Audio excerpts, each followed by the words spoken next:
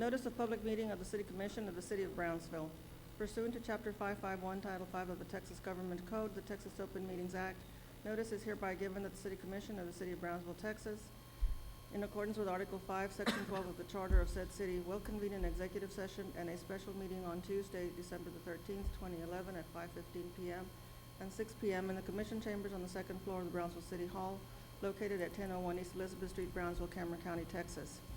Executive session item A, attorney consultation pursuant to Section 551.071, 1 and 2 of the Texas Government Code in connection with pending litigation styled and numbered BFFA versus Brownsville, cause number 2011-DCL-5738-E, and related legal matters involving the city's rights, duties, obligations, and authority in connection with the collective bargaining labor agreement between the city and the Fire Department Bargaining Unit under Chapter 174 of the Texas Local Government Code. Executive session item B, attorney consultation pursuant to Section 551.071 and 551.072 of the Texas Government Code regarding real estate acquisition. Mayor, I move we go into executive session. Do I hear a second? Second. All those in favor say aye. Aye. Aye. We'll adjourn to executive session.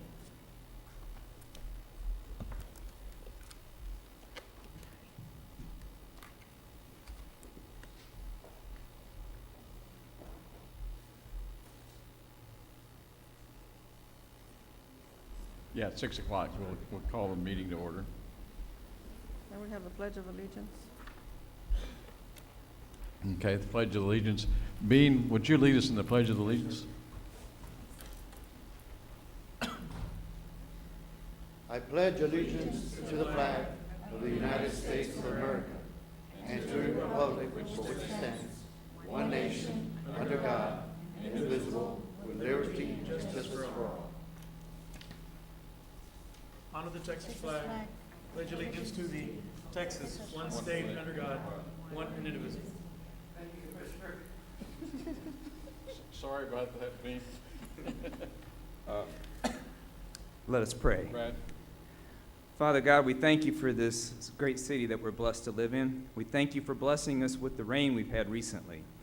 Lord, we ask you to continue to bring our hearts to you so that you can continue to bless us with the things you desire to bless us with. Lord, I thank you for the trip that our mayor and others took to New York City. We ask you to bring us the fruits of those economic benefits from that trip and from others. Lord, we ask you to lead and guide our city manager and others as we look for the new police chief. Lead and guide them in that search. And all the way around, Lord, we ask you to lead and guide our leaders. Direct their thoughts, their motives, and their decisions to be good for the city of Brownsville. In the name of Jesus Christ. Amen. Amen. Okay. Estella, I think we now go to the action items discussed in executive session. Action on items discussed in executive session. Item A, consideration and appropriate action, if any, to ratify the collective bargaining labor agreement between the City of Brownsville and the Brownsville Fire Department Bargaining Unit for fiscal year 2011 through 2014.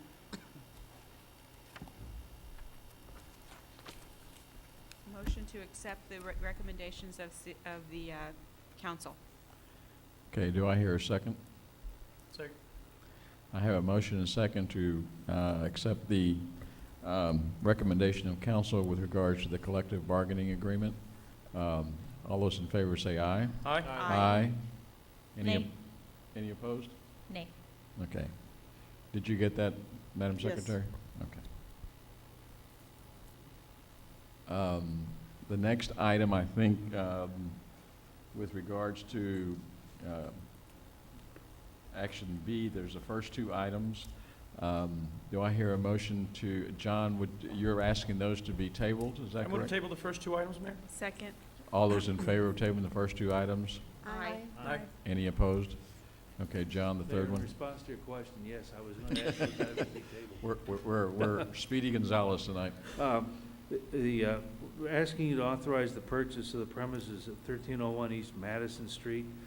That's the Cueto building. We'd be buying that from the college. The purchase price is $500,000, fully supported by an appraisal. The closing costs may add a little bit, may take away a little bit, but it's going to be right at $500,000. And the resolution you have in front of you not only authorizes the purchase, but designates the city manager, deputy city manager, and assistant city manager as the persons who can sign the papers for the city. Okay, I would entertain a motion. Motion to approve. Second. All those in favor say aye. Aye. Motion carries. Thank you, John. And I want just for the public record that I think this is a good acquisition for the city, and hopefully it also helps the Texas Southmost College in their future endeavors. So it should be a win-win situation for all. Thank you. I would also like to place something on the record, please, that purchase of this property should be used specifically for city purposes and not for rental for private individuals. That'll be, it was intended to do that, so thank you, Melissa, appreciate it. The next one is the mayor's report, and I would like to take this opportunity to, first of all, wish everybody a happy holiday season on behalf of myself personally and as mayor, and on behalf of the city commission and the city.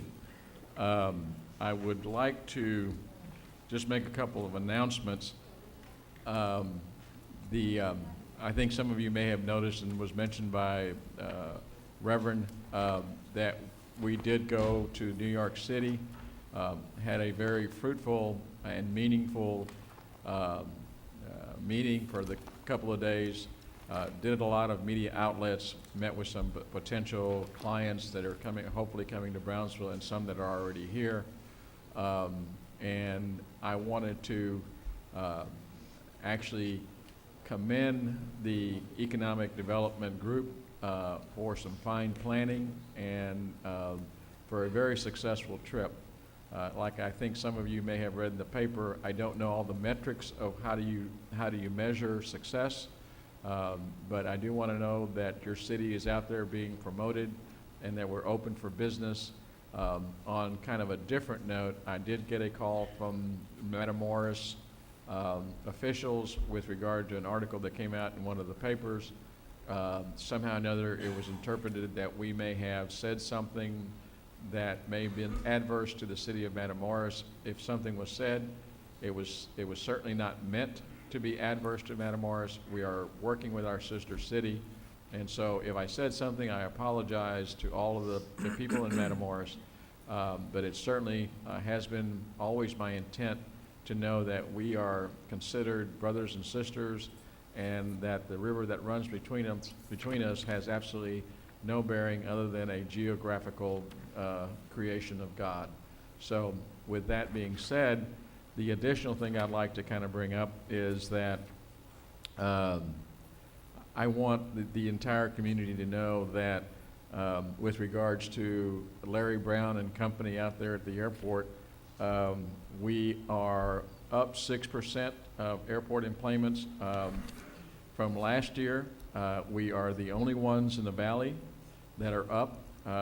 Harlingen is down, McAllen is down. Brownsville leads all the valley airports in yield and rate of revenues increase and increases in average fare. So my hat's off to the group that's working out there. I think it's probably a concerted effort of all of the citizens of Brownsville. I think we started out the administration by saying, fly Brownsville, and hopefully somebody's listening to us. But you are to be congratulated, and I think the city of Brownsville needs to take heart that we're on our way to a very successful year in 2011 and even a better year in 2012. With that, it concludes my report. I don't know, Bean, you gave us all pins, so you must be doing well as well. But thank you very much, and our sincerest of holiday wishes to your group. Commissioners report.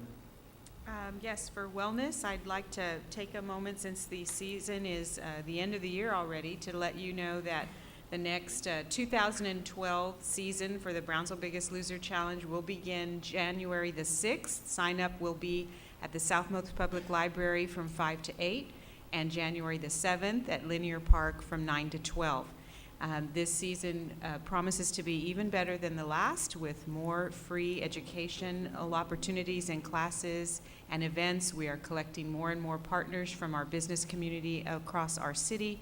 Our midpoint speaker will be a woman who actually is employed by HCA. HCA is the parent company of Valley Regional Hospital, and she lives and works in, I believe it's Tennessee, and won one of the recent Biggest Loser challenges on TV. We will also be attempting to break another world's record at the end of the season, and this year it will be Zumba for children. So please take note of all of that, and remember that all of the events are free and for all of our participation. Thank you. Thank you, Rose. Presentations, Charlie, is that? Yes, sir.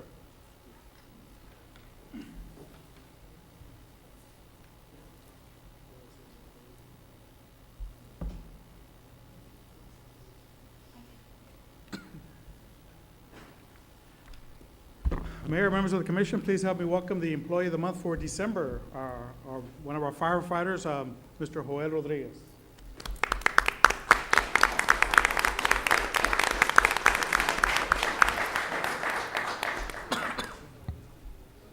What? You got to speak in a minute. So.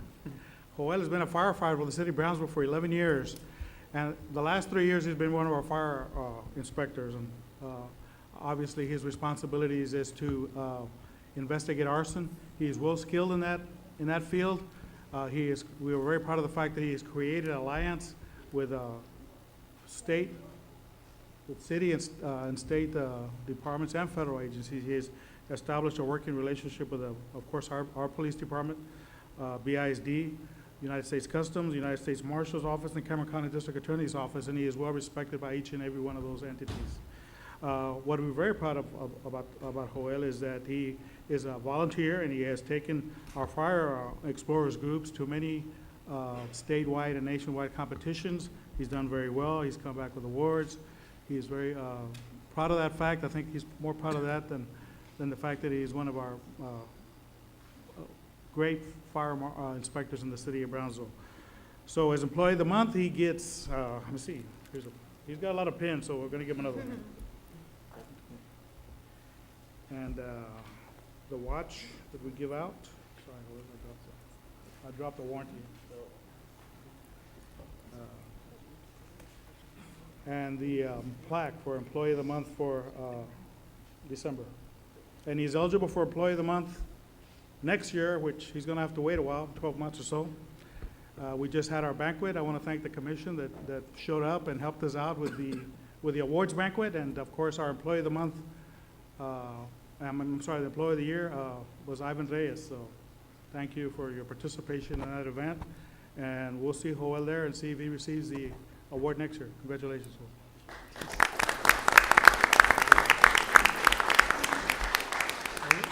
Mayor, City Commissioners, thank you for this award. I appreciate it. It's a great honor and a privilege to be named Employee of the Month. Also, I'd like to thank all my chiefs, the fire marshal, for helping me out with a lot of stuff that without him, I'd be lost there. So he's a real good asset there, and we'll miss him. Also, I'd like to thank all the firefighters that I work with. They're really a bunch of nice people, and I couldn't do without them also. So thank you again. Appreciate it. Well, congratulations.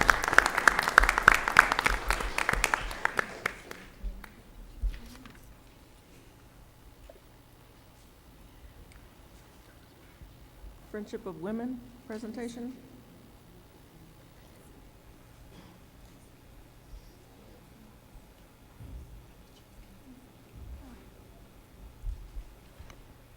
Hello. Hi, good evening. How are you? Thank you for joining us today. Wanted to welcome you and congratulations on your new building. Thank you. And provide you with an opportunity to give us an update on your services and the building itself. Yes, thank you very much, Commissioner Zamora, and good evening to the rest of you commissioners, Mayor. My name is Lily Champion. I'm the director for the Friendship of Women, and this is Claudia Cerda. She's our prevention specialist. We are just here to give you a brief overview of, as Commissioner Zamora mentioned, we have moved to a new facility. We're now at the Lakeview Medical Plaza. We're providing still counseling outreach services to families, individuals, women and children. in some occasions, men who are in abusive situations. We continue to have our battery intervention prevention program. We used to have that housed in the ITech Community Center, or rather ITech building, but now we are able to not have to worry about paying rent on that anymore. We have our own facility to house that at our old building, which is on Old Port Isabel Road. We're always looking for student interns, and we welcome the community to come and visit us. Certainly welcome you all to come and visit us. We did have our recent opening last week, our grand opening, and we missed you there, but I know that there was many other events going on in the community that particular evening. So hopefully at another occasion you can come over and visit us. We've been in Brownsville now for 35 years, or going on 35 years as a nonprofit organization, providing again free services to victims of family violence and sexual assault. And so this is a very big step for us to be able to have another new facility where we're able to offer our counseling in-house as opposed to going out to the community and having various groups with different entities. We're able to now provide that in-house. We have a children's wonderful little playroom for our kids now that they're welcome to come in with their moms and wait there while their mom is being seen, you know, going through an intake if there's been an abusive situation. But we work together still collaboratively with several entities here in the city of Brownsville, such as the Brownsville Police Department and the Sheriff's Office, the hospitals who do a lot of referrals to us when there's sexual assaults. We have staff that are available 24/7, and we never close our facility. That's the wonderful thing about it, is that we're available, we're a resource to many individuals. We never know when someone close to us is gonna be in a situation where there's been some abuse going on. And if we can help them out, then we will do that. There are no charges for our services. We are solely maintained by state, federal, and local funding, and private funding as well, and that's how we are able to maintain our programs to continue on. So again, I just wanted to thank Mayor Melissa Zamora, Commissioner Melissa Zamora for giving us this opportunity, and just let you all know that we are located now at the new building, which is Lakeview Medical Plaza, right next to or in the area of Dr. Roko's office, and we're there. We're even trying to spread the word out as much as we can, so law enforcement and other individuals who come by will know that this is where they can refer people. Obviously, only 8 to 5, Monday through Friday, but our center is open 24/7 all year long. We have a shelter that holds 7 bedrooms, and we were recently able to add another bedroom due to some funding that we got from the state not too long ago, and we added another bedroom. So that gives us the opportunity to hold at least roughly maybe 30, 40 individuals at one time.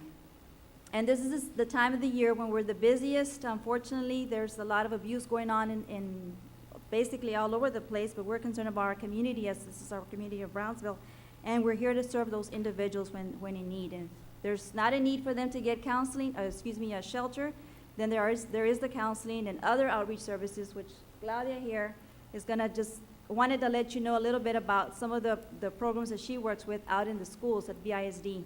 We started recently, I think last year, Claudia, a prevention program as a pilot project with the school, Oliveira Middle School, where we had experienced and received a number of calls of concerns by counselors and teachers, the principal there, where there was a lot of activity going on, where there's a lot of abuse among the middle-aged students, which is a very big concern, and should be a concern for us all if we're not in the education field. But it is a concern because these kids are already experiencing the violence at a very young age, and getting up to before they're even in high school already have been sexually harassed, sexually abused, raped, and so forth. And some of these cases may be cases that may not go necessarily be reported to law enforcement, but are coming straight to the school district, or rather straight to us from the school district from time to time. So this is the reason why we have Claudia and other individuals such as Claudia at our center.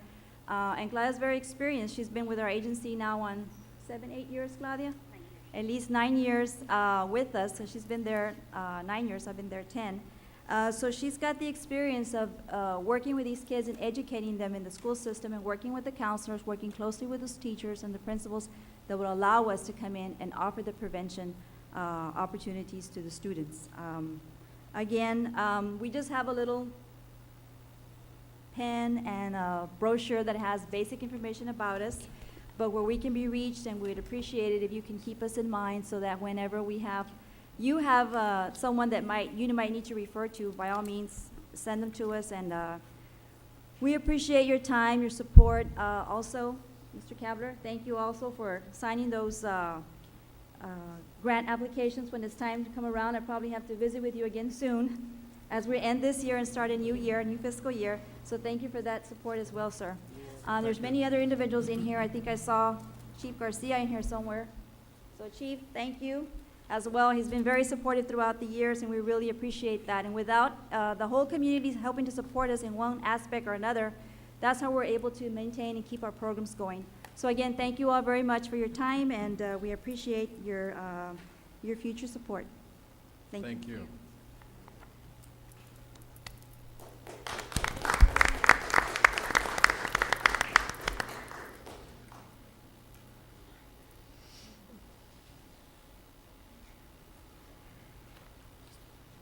Brownsville Convention and Visitors Bureau presentation and report. Thank you. Good afternoon, Mayor and City Commissioners. First of all, happy holidays to you and the general public. My name is Mariano Bean Ayala, President and CEO of the Brownsville Convention and Visitors Bureau, your Convention and Visitors Bureau. I'm here to give you a first quarter report, and I wanted to title this Here and There, because people wonder, what do you do today, or what are you doing here in Brownsville, or what do you do out there? So our board of directors I have Mr. Danny Loff, our new chairman, who is present here. Joe Kenny's vice president, Mr. P.K. Patel's treasurer, Ms. Maricela Cortez's secretary. Board members Rosie Galarza, Russ Bichard, and Daniel Tejerina. We're gonna have elections of new board members this coming Thursday, and hopefully a new city commissioner will be appointed as liaison on behalf of the city to our board. So I'm going to skip the mission statement. Generally, they're basically the same, but economic impact is something that I think you do need to know. I'm going to give you a report of walk-in visitors. As of right now, we have 976 walk-ins to the Bureau, an average of 2.79 people, and the average spend by the party is $371. Usually it's per day, 133 per person. Average length of stay is normally 3.4 days. Total is 452, which would give us an economic impact of $431,000. The formula is provided by the Economic Impact Travel of Texas Office of the Governor, Texas Economic Development and Tourism. That's the formula we use, and something the Commissioner somewhat is well aware of, being in the field. Strategic approach, well, it's very normal. I'm going to go ahead and skip that for sake of time. But one of the things we tend to hopefully have our familiarization tours or FAM tours. In October, we had Ario Mexico brought in some reporters from Monterrey, and they wrote some articles in the Mexican newspaper about the fantastic things that are happening here in Brownsville, and the fact that they're coming directly into Brownsville. And also in October, we had TTIA, AAA, and TxDOT tour the city. TTIA stands for Texas Travel Industry Association, and AAA is American Automotive Association, and TxDOT is Texas Department of Transportation. We had 22 representatives from all over the state that the majority are from travel centers, like the one in Harlingen, right in front of the mall. They came by and we took care of them Wednesday evening and took care of them Friday morning, and showed them the zoo, the Children's Museum, Brownsville Fine Arts Museum, the Historic Brownsville Museum, and Historical Association or Stillman Museum. They were Palo Alto, very, very impressed, and they're going to promote Brownsville at every travel center. They took a lot of OVGs, or Official Visitors Guide, so we're very excited about them coming to Brownsville. The last thing on that page was the Houston Astro. I was approached by marketing person, Nikki Petrarca, and we're going to have the Houston Astro Caravan come into Brownsville January 18th, 2012. And once again, this is to promote Brownsville to the Houston National Organization. And I'd like to thank the cooperation we've got from the city of Brownsville, especially the city manager, Mr. Kabler. We're going to have it at the Brownsville Event Center. I want to thank the Brownsville Independent School District. They're going to have a program at Lucio Middle School. And I want to thank Cobbleheads because they're going to provide supper for these people. So now we're focusing on sports. Why sports? We were with the sports park and the Brownsville Parks and Recreation. We were able to win a bid on the Texas Athletic Association Federation State Flag Football Championship, which was held December 3rd and 4th. Brought in and we're playing it safe here. $393,000 was brought in by 19 teams that stayed around the Brownsville area. And then we also had a fast pitch tournament, brought in $34,000. We're looking in North Brownsville Little Mix Stick Tournament July 4th and 8th. And once again, the Parks and Recreation, the sports park, and ourselves, we cooperated. We went to the teams conference and were able to win a bid for the USSSA World Hispanic Softball Tournaments. We're looking at a minimum of 70 softball teams, hopefully up to 100, 120. The last thing on that page was, and if you see USSSA tournaments for 2012, I'm trying to win 2 to 4 more tournaments. This will be confirmed at the Regional U.S. Conference in Dallas, Super Bowl weekend. Last year, I went to the conference they had and came back with 2 tournaments. Mr. Tuffy Martinez and I attended the one last year, and hopefully this year we'll come back with 4 tournaments. Meetings and conventions, this year we had between September 29th and October 1st, ASSIST had their conference, state conference here in Brownsville. They're called the Associated Security Services and Investigator of Texas, and that brought in $79,000. So between the sports and the ASSIST, we brought in the first quarter around $500,000, and our budget at the Bureau is $525,000, so I think we started the year pretty good. And this is possible because we get a lot of cooperation between a lot of entities in the city, especially the city of Brownsville and the Brownsville Sports Park. Now they're there. A lot of people have asked me, why don't we see you around here? Well, because we're trying to get people to come into Brownsville, so we do a lot of advertising out there throughout the state. We advertise in the Texas Monthly, the Midwest Texas, Texas Highway, and Group Travel Leader, and billboards. And now we're social media, something that was brought up by a commissioner once. We do have Facebook now, and we have online advertising. These are some of the magazines. Here's some of our new ads that we did in-house.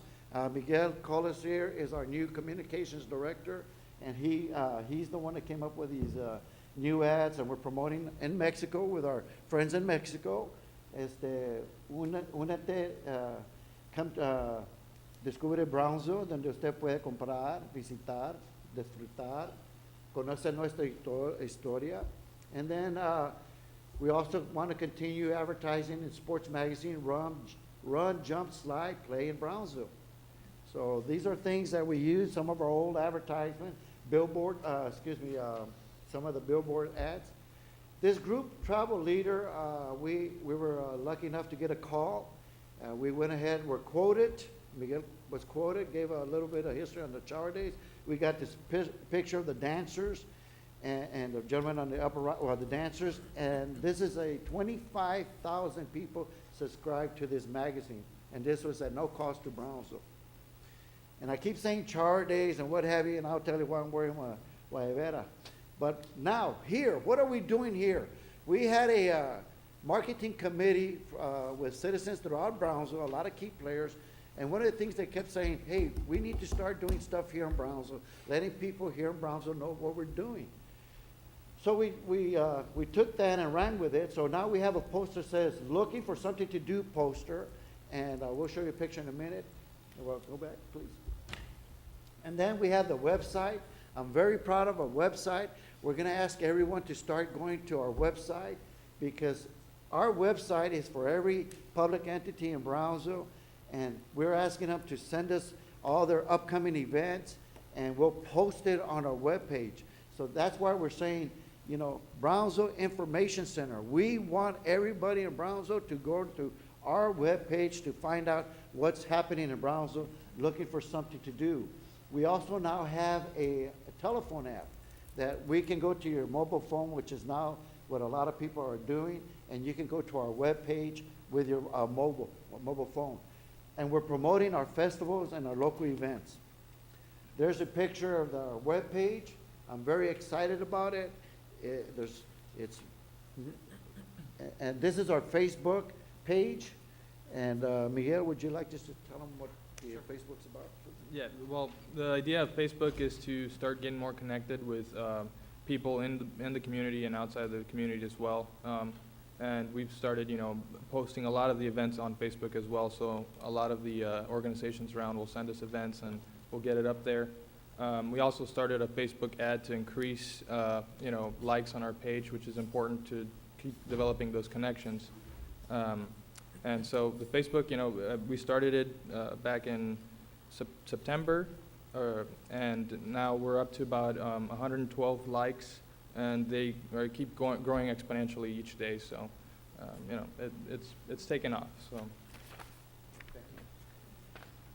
This is our looking for something to do in Brownsville poster. If you notice, we have the museums, festivals, sports, nature, outdoors, and if you notice, we have the QR code, so people can also go to QR code. At the bottom, we have the Twitter and the Facebook ads. And this poster, we're going to just fine-tune it a little bit more, but hopefully by next week, we'll finish it. We brought 29 of these. If anybody would like to take them, we'd be more than happy to leave them here with the secretary. And then there's our webpage. I'm very proud of it. This banner keeps switching to World Class Zoo. We have different banners up there. If you look below the word zoo, it's not a gorilla, it's me actually there doing something with the city of Brownsville. We call it Welcome Brownsville. A great idea that the people at Channel 12 came up with. We now have a feature that we explain what the zoo's about, the Children's Museum. We did one for the Holiday Village, and I have had a lot of people tell me, you know what, that is a great idea because I didn't know the hours of this place. I didn't know we could do this and whatever. So my hat's off to the people at the library that came up with this idea. It's working. And if you notice, we have Holiday Village, Dolly, and what have you. So we're promoting as many things that's going on here in Brownsville. So this is your webpage. Please go to it. And I want everyone in Brownsville to know that it's working. These are hits and what have you. You all could read about that later, so keep going. And where are we going? Where are we headed? In January, I'm proud to say that we're going to have a Texas Monthly advertorial. We're looking forward to it. We're going to have about 4 pictures. We already have a nice little write-up, so people that get Texas Monthly and buy Texas Monthly are going to have a whole page about Brownsville. The other thing, be a tourist at home. We're going to start emphasizing to everyone in Brownsville, you know what? Go and check out our museums. Go and see what we have here in your house, in your backyard. That way you can start promoting what you've seen to other people, your family members in the Houston areas, Austin, and what have you. So we're going to start coming up with an idea of be a tourist at home. We're going to come up with a card where they go to certain places in Brownsville, they get it stamped, and when they complete the card, they come back to the Bureau, and we're going to give them a gift. The other thing, we're going to come up with a Brownsville Herald Weekly Factoid. We're going to ask you to, we're going to put out when was the first Char Days baseball tournament held in Brownsville? When did the Children's Museum open? Or did you know that Amelia Earhart was in Brownsville, et cetera? You know, things that people can learn about. And, of course, we're going to be promoting local events. This is something I want to thank, once again, the City of Brownsville, the Department of Transportation, Mr. Esparza, I believe is his name, Robert Esparza. I'm telling you, people in Brownsville are working together. I gave him a call. I said, you know, Robert, people are asking where's the information center because I had the Brownsville with a history as big as Texas logo up there, and people would drive by and they wouldn't find it. On the highway, this is what the highway TxDOT has. So I asked Robert, could you help me out? You know, he came down, brought in one of his fellow workers. They asked me what they wanted. Within 2 weeks, we had this. Then Santana Torres and his people at Public Works, they come by, they fix the lights, and if you notice, the light, you can see it's shining.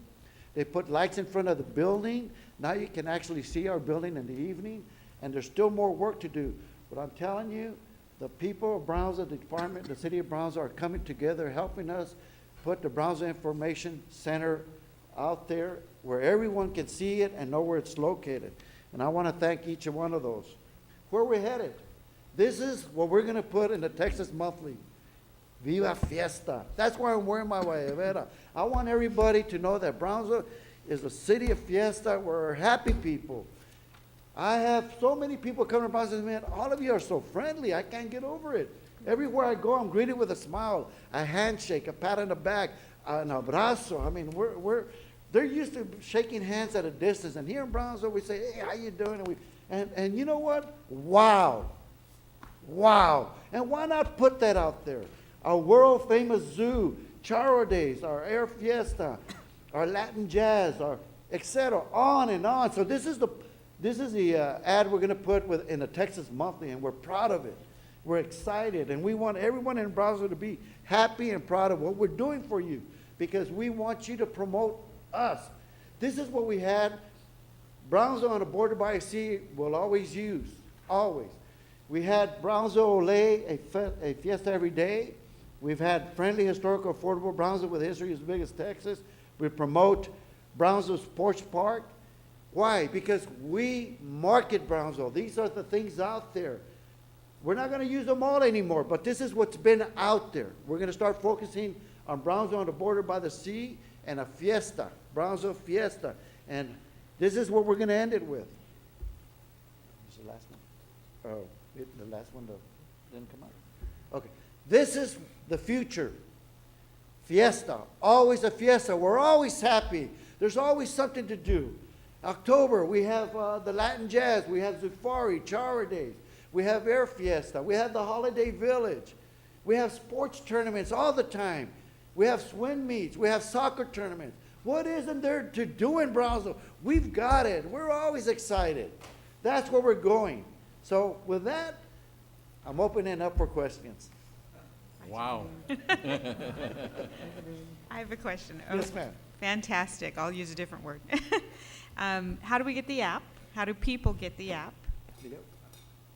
You can get the app. It's actually a mobile web app, so you'll have to use your iPhone, or it works on iPhone or Android.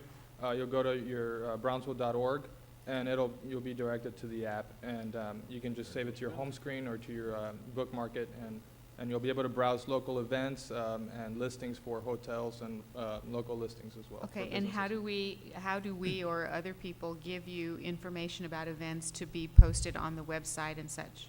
Well, you can send them to me at mcollis.org, or eventually, actually, we're going to do, I'm working on so that people can submit these events online, so they'd be able to go to our website and have those events posted. We did go through a filtering, to make sure that they're legitimate events, and then they'll come over and be available on the app and on the website as well. www.brownsville.org. Any other questions? Nice work. Nice work. Thank you, and thank you for all your help, especially the citizens of Brownsville and the city of Brownsville. Thank you. Thank you.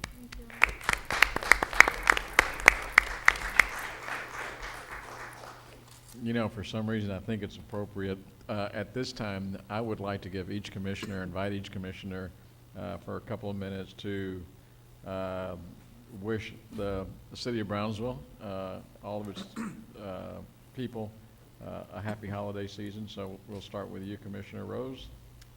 Would like, on behalf of myself and my family, would like to wish the community and all of your families a very Merry Christmas and a Happy New Year. We do live in a beautiful part of the world, and go outside and enjoy it and celebrate the season.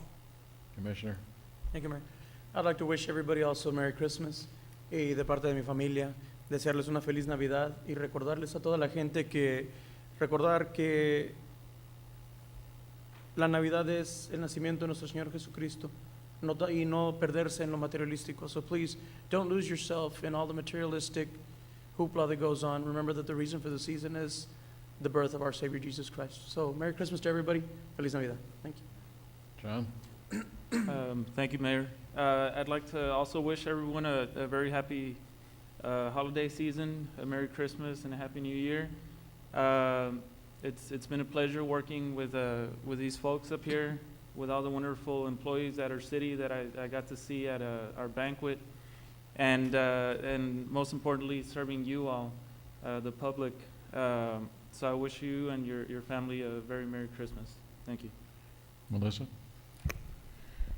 I'd like to echo everyone's sentiments. Merry Christmas and Happy New Year to everyone, but I'm going to use my time to solicit monetary donations, cupcakes, and candy for the Cameron County Child Welfare Board. I assist them every year with donations for a Christmas party for more than 780 foster children in Cameron County.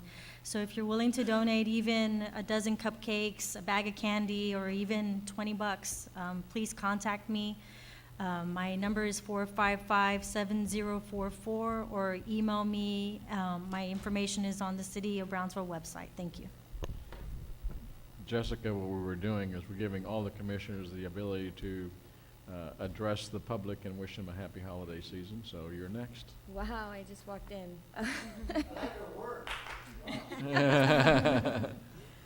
Thank you.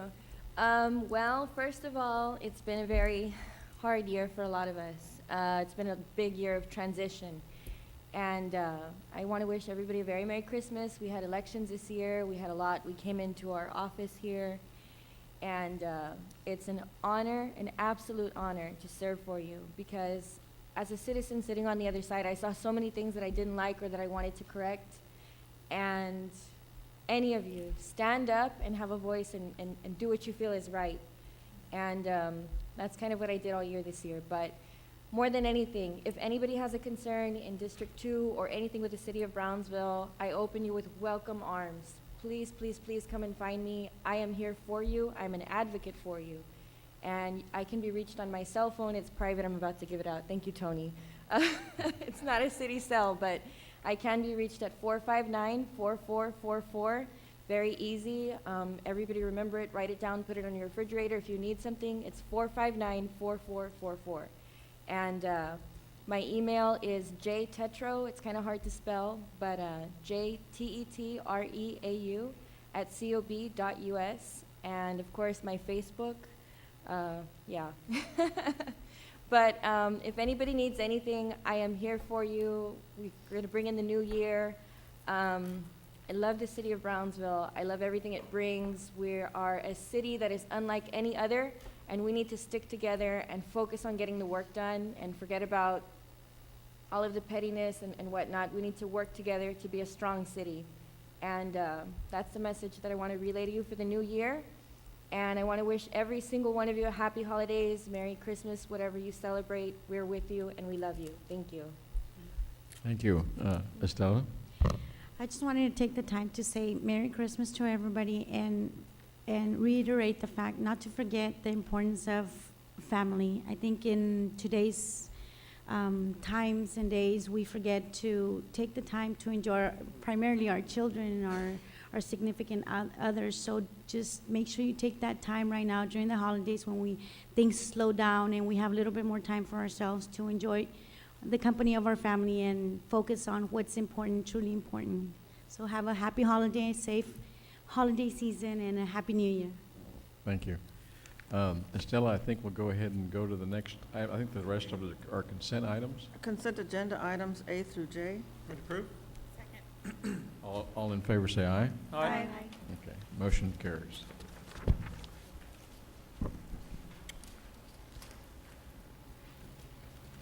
Item 5,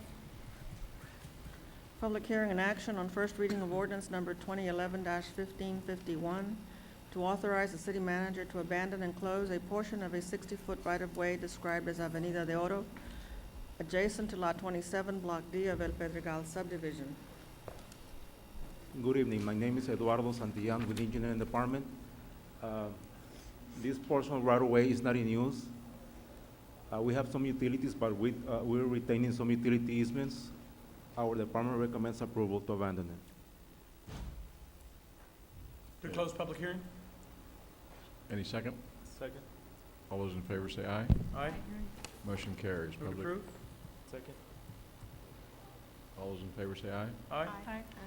Motion carries. It is approved. Item 6, public hearing and action on first reading of ordinance number 2011-1552 to authorize the city manager to abandon and close a portion of a 20-foot alley located between lots 11, 12, 13, and 14 of Block 171 of the original town site of Olmito. This is located at close to the intersection of FM 1732 and the Expressway 77. We're also keeping some utility easements. Our department recommends approval. Okay. Hear a motion as public hearing, is anybody? Hear a motion to close public hearing? Move to close public hearing? Second. All those in favor say aye. Aye. Okay, public hearing is closed. Move to approve? Second. All those in favor say aye. Aye. Motion carries. Thank you. Item 7, public hearing and action on first reading of ordinance number 235-2011-040 to rezone from dwelling A to general retail G for tract 172 or Lot A of Block Double D, Brownsville Land and Improvement Company subdivision located near Los Ebanos Boulevard and Correa Street. Well, Mayor and City Commissioners, in this particular case, the applicant wants to rezone to Fourth Commercial G, right in the corner of Correa and Los Ebanos Boulevard. The Planning and Zoning Commission voted to recommend this for your approval. This is a public hearing. Any comments? Hear motion to close public hearing? Move to close public hearing. Second. All those in favor say aye. Aye. Motion carries. Entertain a motion to approve. Move to approve. Second. All those in favor say aye. Aye. Motion carries. Item 8, public hearing and action on first reading of ordinance number 235-2011-041-S to allow a duplex on a dwelling A cert classification for Lot 35 of Stewart subdivision located at 1255 Chilton Street. Honorable Mayor and City Commissioners, the Planning and Zoning Commission voted to approve a duplex at this location shaded in red.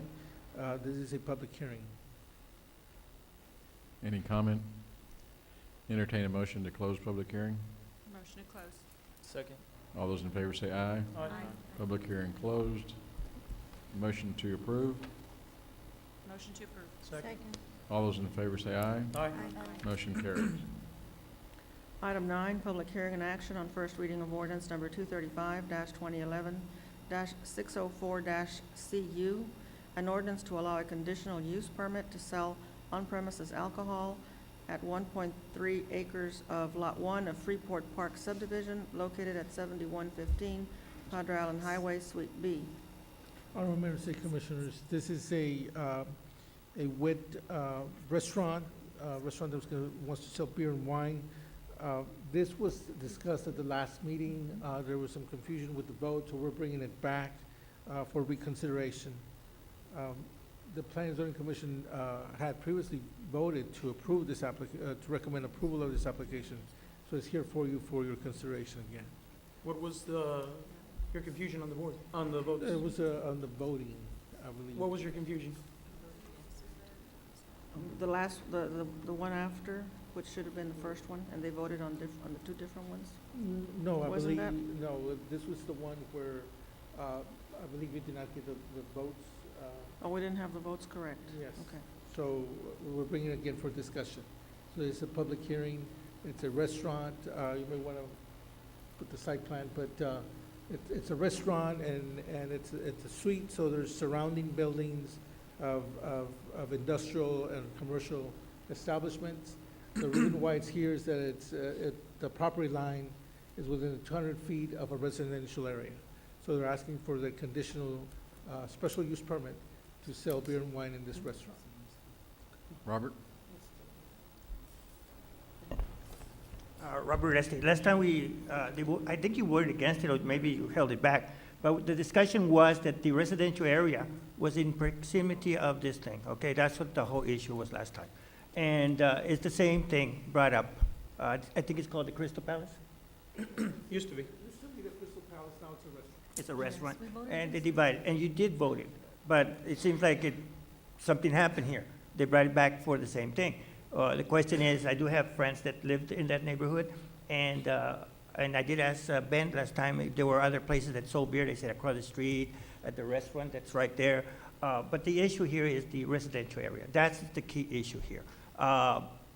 If they're gonna sell on premises, I know you can't bring it out, the liquor and stuff like that, but it's very close to residential, and I'd like you all to think yourself, only 200 feet, 200 feet.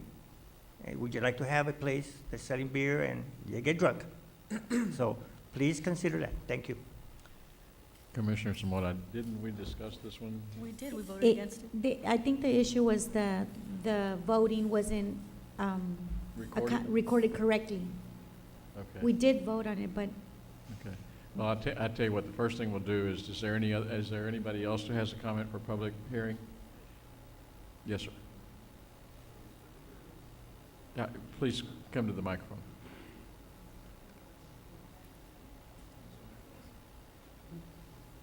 Good evening. My name is Gerardo Reyes, and I'm processing the Texas Alcoholic Beverage Commission license. And this particular place happens to be a restaurant, not a bar and not a bar joint. And they're gonna sell seafood right across the street from, I think it's Chopsticks, and they have a mixed beverage permit, which is alcohol and all that. In this particular case, it's just wine and beer, so just consider that. And it's a restaurant, it's not a joint, it's not a bar. Yeah. But Ben, now, the Chopsticks did not require a variance, if I recall correctly, or did it? Chopsticks did require a variance, but it was long ago, Mayor, when they came to be. Okay, because that's across the street, and it's got to be at least 300 feet from any residential area, is that right? From the rear, it could be, yes, a little bit more than that. Yeah. Go ahead, Commissioner. right across the street, I believe, like diagonal, there's a liquor store. There's a liquor store. Yes, there's a liquor. And there's other restaurants that have the same or similar permit to sell alcoholic beverages. Okay. So they're not that far. Yeah. No, and there is a liquor Right store right across. across, and behind them, there's a residence, there's a park, trailer park, you know. So, and it is a restaurant, and I think the owner wants to limit 3 beers, you know, he has a Golden Coastal #1 over here by Boca Chica and Old Port Isabel Road, and, you know, there's no problems there. And that building had gone through several businesses and they've shut down. And he did a very good job in the remodeling of the building. It's a family-oriented restaurant, that's what it is. Okay, thank you very much. It would be an asset to the district. Yes. Okay, anybody else would like to comment on public hearing? I would entertain a motion to close public hearing. Motion to close. Second. All those in favor say aye. Aye. Motion carries. Motion to approve. Motion to approve is on the floor. Do I hear a second? Second. All those in favor say aye. Aye. Any opposed? Nay. Okay, so it's Keep my vote. 1, 2, 3, 4, 4, and 2 nays. Commissioner Longoria and Commissioner Zamora against. Motion carries.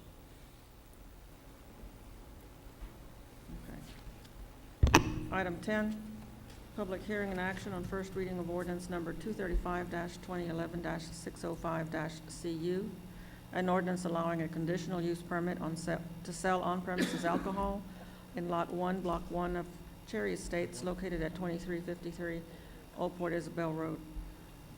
Honorable Mayor, City Commission, this is the area shaded in red, right at the intersection of Ruben Torres and Old Port Isabel Road. This is again a restaurant, and they would want to sell beer and wine with their food. The Plan and Zoning Commission voted to recommend this application to you, so this is a public hearing. Now, is this a variance of any kind, or is this? No, it's a special conditional use permit. It's a special permit for them to sell beer and wine. The reason why they come before the commission is because their residential is within 200 feet. Well, that's what I'm saying. Mhm. Same It's situation. variance. Same situation. It's a Same different situation location. as the Same other. situation. Okay.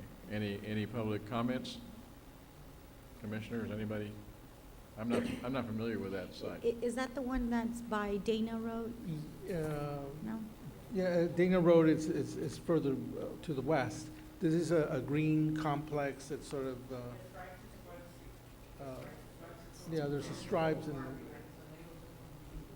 it's a little complex that's green, and it's different, kind of very unusual architecture. It's located there. Okay, I think there's some other gentlemen. Go ahead, please, sir. Good evening. My name is Jorge Castorena. We've been there. It's in the corner on Old Port Isabel and 802 Ruben M. Torres. Okay, we've been there for several years now, and we recall there's a stripe right next to us. There's a fountain in the corner. You've seen our construction. We've been there under construction for about a year. Okay, once again, it is a restaurant, very family-oriented restaurant. We want to bring something different to the city of Brownsville. Okay, we have a real nice facility. We've been in construction, like I said, for over a year. Planning, distributing, our restaurant the way which would be accessible to families and children and things like that. We are asking for this conditional permits for beer and wine. The building used to be green. We just changed the color to, I think it's beige or something like that. So we are across from Stripes. Now we do have some residential areas that are in back of us. I think there's like a sewer line or like a small, I don't know what you call it, drainage. Canal, a canal that separates us from the residential areas, and I think some of those parts are not even, there's no people living there. I mean, there's abandoned houses, things like that. Okay, thank you for your comments. Any other comments? How far is this from that new restaurant that opened where the World Gym used to be? That's far away. It's about at least a mile, quarter mile, half mile. Yeah, that's further, all those properties are further to the west. The Cons Bar and Grill. Now I know It's the where it is. Cons Grill? No, this is No. far. No, but I'm asking how far it is, and does the Cons Grill have Yeah. a wet bar also?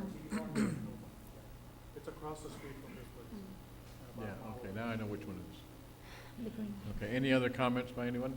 Yeah, this is the complex here, and their restaurants inside this complex, Yeah. so. I think it's a good idea. Okay, do I hear a motion to close public hearing? Motion to moved. close. Second. All those in favor say aye. Aye. Motion carries. Any motion to approve? So moved. Second. All those in favor say aye. Aye. Motion carries. Nay. Uh, Please note Commissioner my Melissa- name, please. Thank you. Opposed? Thank you. I'm gonna bang. One nay. Yes.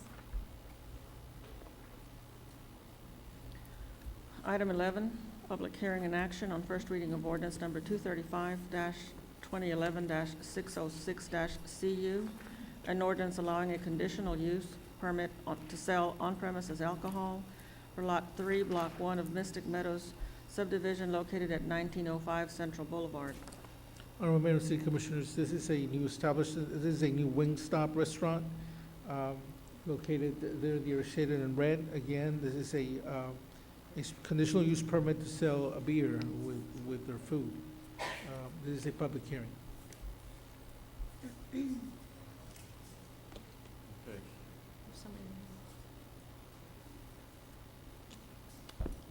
City Commissioners, if you have not seen this place, I think it's next to Papa John's?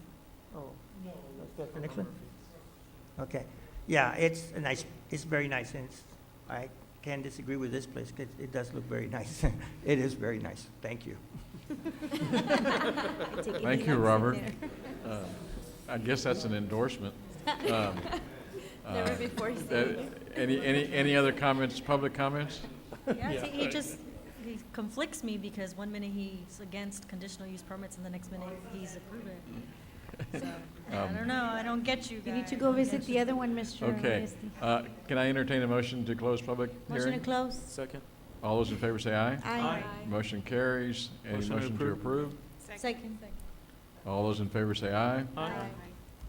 Motion carries. Thank you, Robert. Item 12, public hearing and action on first reading of ordinance number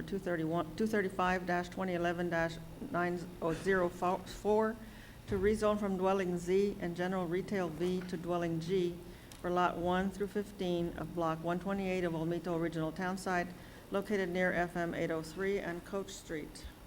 Honorable Mayor and City Commissioners, this area is the property being downzoned, shaded in red. This is in the city-initiated downzoning, basically to facilitate the owners of those lots to facilitate them to get a building permit in a very economical and faster fashion. Right now, there's confusion on the side yards, the front yards, because of the industrial and the high density zoning. So this was kind of facilitate that permitting process for them. We have many applicants coming in and getting a building permit, and there's confusion as to what the side yards and front yards should be. So this, I'm just trying to fix the zoning map to, it's a dwelling G, and everybody will know what their front yard would be. So I ask for your approval of this application. Any other comments? Entertain a motion to close public hearing. So move. Second. All those in favor say aye. Aye. Motion carries. Any motion to approve? Move to approve. Second. All those in favor say aye. Aye. Motion carries.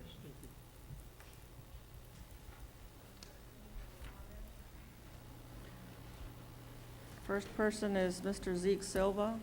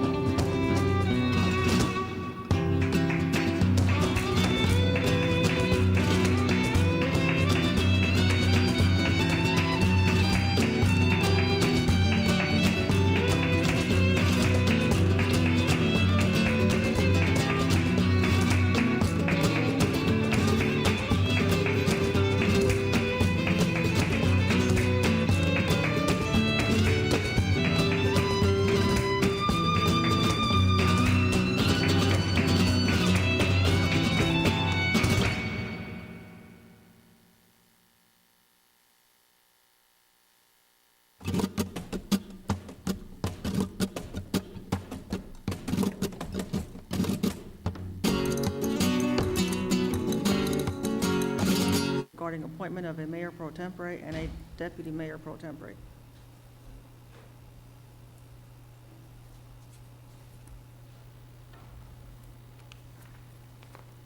Commissioners? Oh, I'm sorry. Mayor, I was just, sorry about that. I think we're gonna get you some Red Bull. Yeah. So, Just don't drive anywhere. You might hurt somebody. Sorry, guys. Mayor, usually after we get into office, the mayor right away appoints a mayor pro tem and a deputy mayor pro tem in case we arise with a situation like we had at the beginning of December where you had to be out of town, which is understandable, but we need to continue with city business, and in that point, mayor pro tem or deputy mayor pro tem take over. And in case you're not able to be at a meeting or at a function that requires your presence, mayor pro tem, deputy mayor pro tem, or if not, a city commissioner is asked afterwards. So I ask that this be placed on the agenda. We used to have, or we have, an ordinance in place that has a rotation of city commissioners. And my request to city secretary and to the city commission was that we return it to where a mayor will appoint a deputy mayor pro tem or a mayor and mayor pro tem to a yearly function. And therefore, there can be continuity with those people following in line when the mayor is unavailable, that there be somebody that we follow the chain of command or that follow right after the mayor, and mayor can work closely with them during that term. Okay. And Commissioner, what happens is I asked, I try to find out exactly what the city charter calls for, and it calls for neither the alternating nor the yearly thing. I tried to get a hold, and I talked to Commissioner Gowan just briefly, and I think I called Commissioner Zamora and some of the people who'd been here.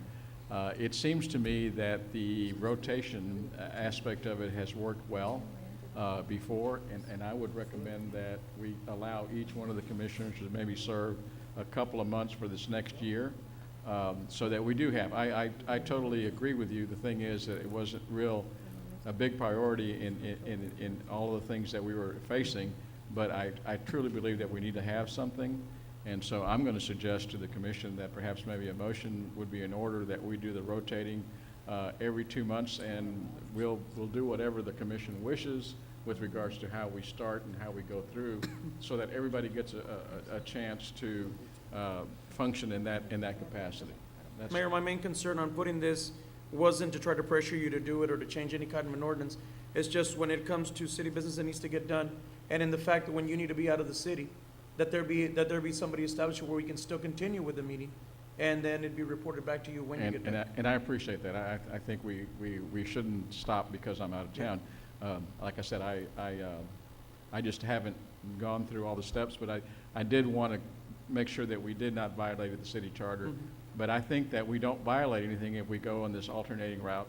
And so again, it's up to the commission, but if there is a motion or, whatever you all wish to do, I would suggest that every one of you gets a chance to be in that capacity at one point or another for the next year, and then perhaps we'll take a look at it a year from now. How does that sound? Well, we already have one existing right now, so there really wouldn't be any need for any action. Just an update on City Secretary, where do we stand right now? And since it is a new commission, We can show you the rotation schedule if you'd like to see it.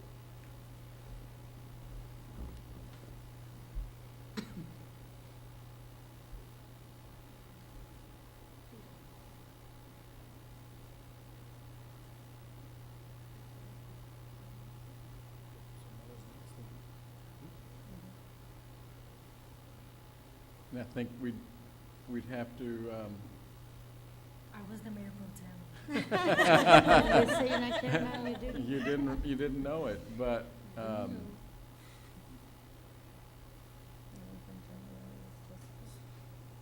what happens is that looks like it's going, It's a January, 3-month. February, 3 months, and then, again, it looks like it's going for 6 months, with relation to the first mayor pro tem.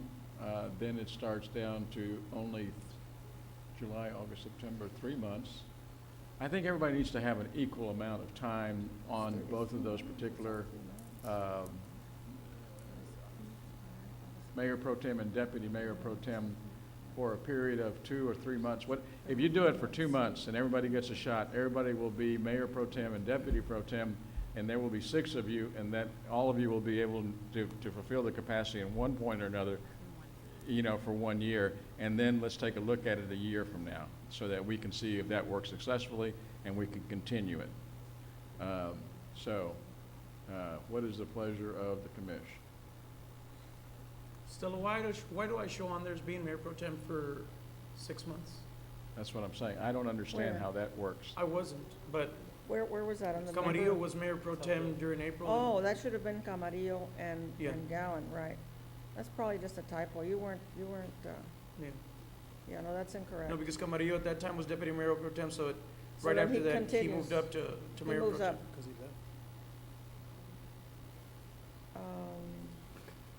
Wasn't that the period when he had resigned? Trying to help you. No, he never resigned. Well, because of the election? Yeah. He was still on?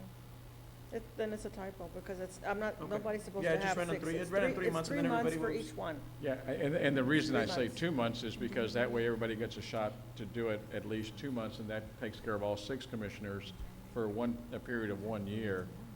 And I think the only thing that you got, you know, should we, because we already have something like that in place, can we just trust the Stella and company to go ahead and fill in those slots, and then everybody is advised as to when they're supposed to serve? Is that a fair way of doing it? Or is that okay? Is everybody, Estella, we're trusting you, girl. You want 2 months per? 2 months for per each person? one, and you can do it at your, in other words, as long as everybody gets 2 months as Mayor Pro Tem and 2 months as Deputy Mayor Pro Tem, and perhaps maybe you can submit that to us sometime in the next. We'll prepare a Yeah, form how for it you. goes, and unless anybody has any objections, we'll. Do I get a discount at Lola's? You get a discount at Lola's. Anyway, and then we can formally, everybody is agreeable to it, if they have any objections by January 3rd, which is our next meeting. Right. We'll Okay. address it, okay? So put it back on the 2 agenda. months. Put it back on the agenda. Okay? Next item? Item 15, consideration and action to acknowledge the Deputy City Manager, Chief Financial Officer's financial statements and cash advancement report for the City of Brownsville for fiscal year ended September 30th, 2011.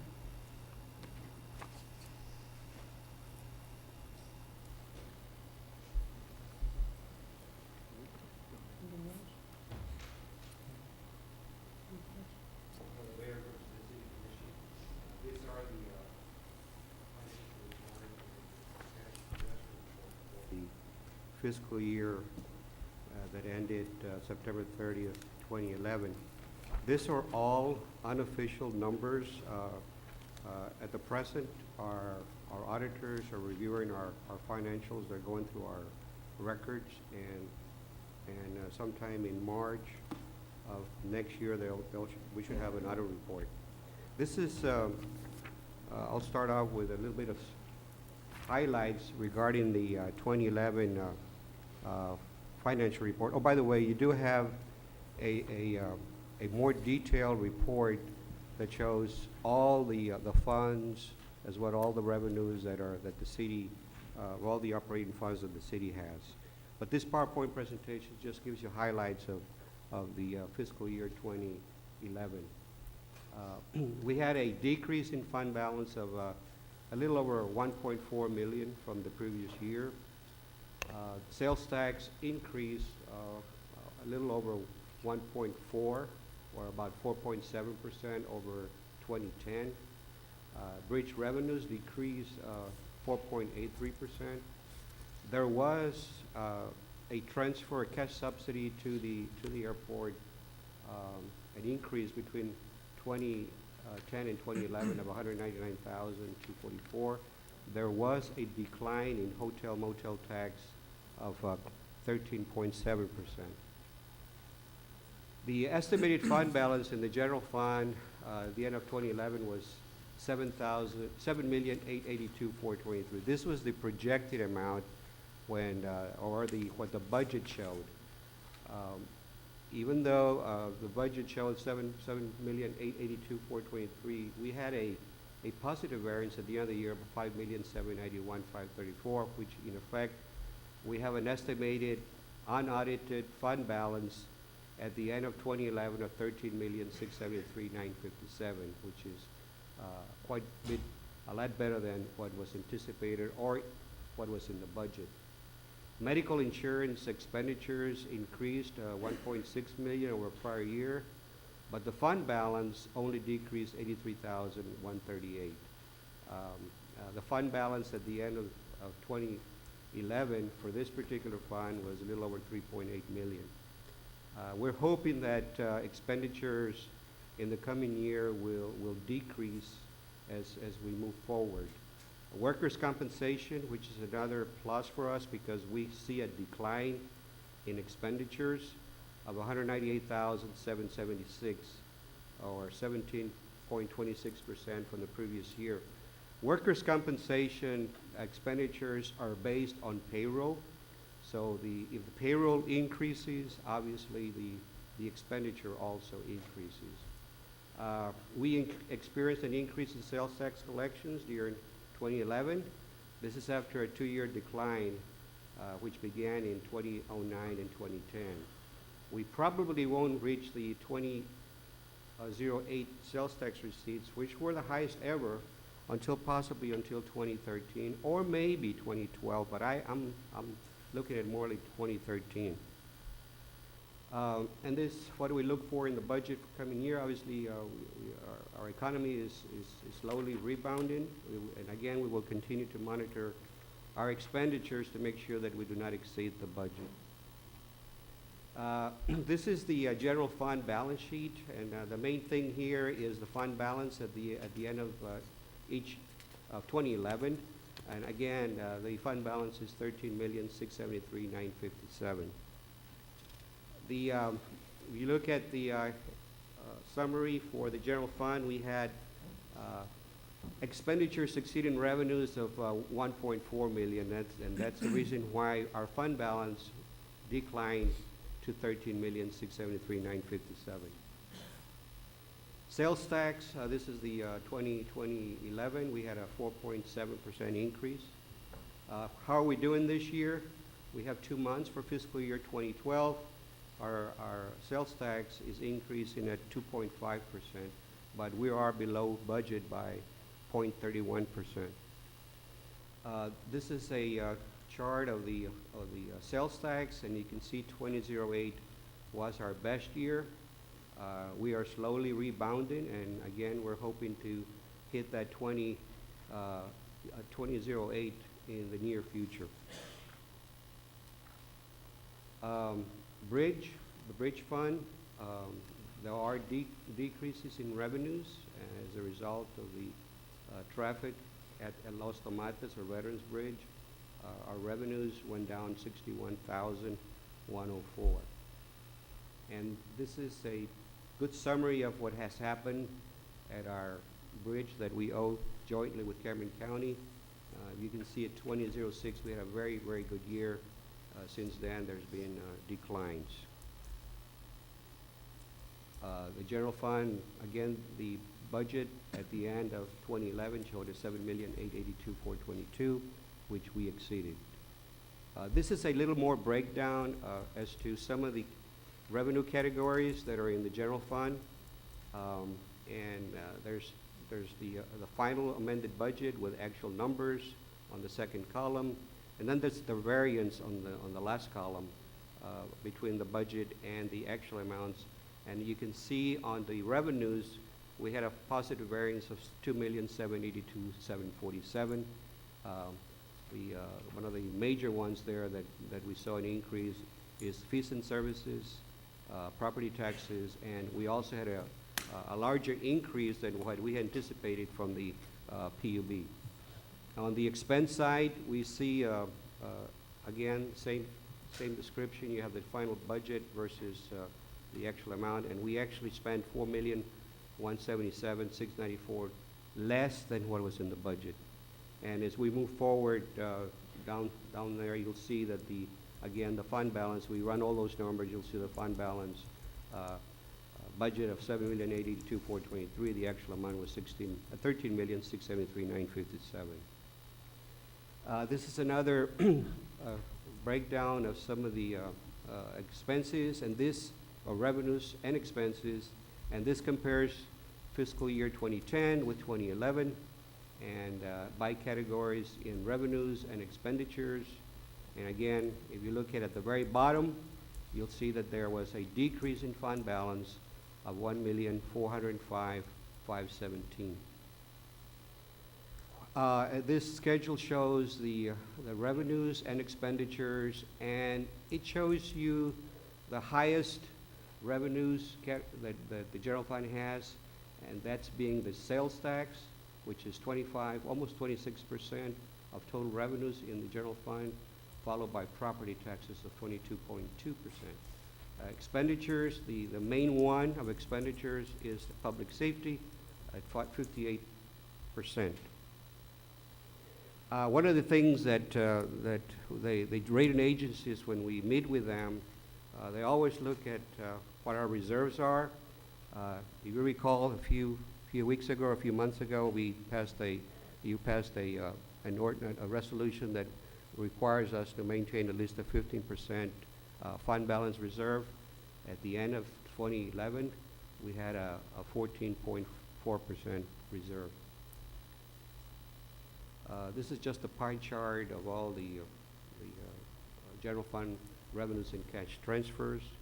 Again, the main one there is sales tax of 26%, followed by property taxes of 22%.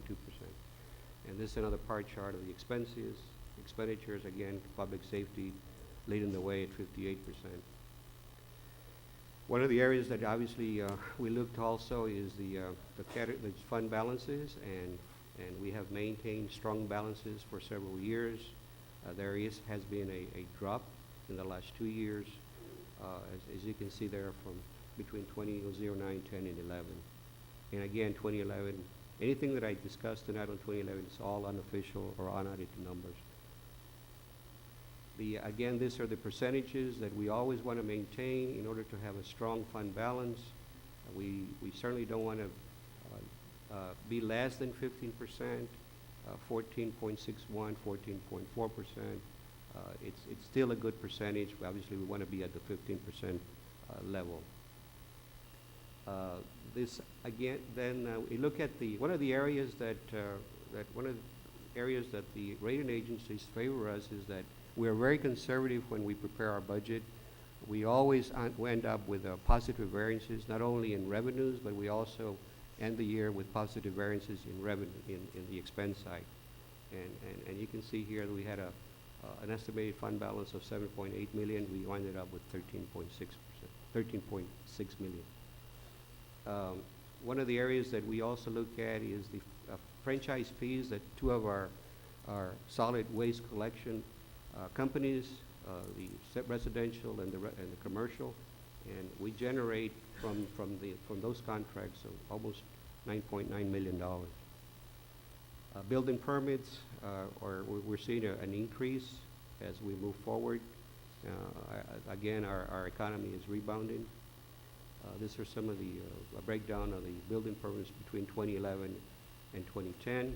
We had a growth of 17.4%.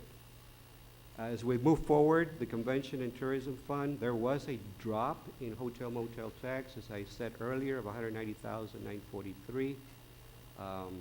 The fund balance in this fund at the end of 2011 increased $30,639.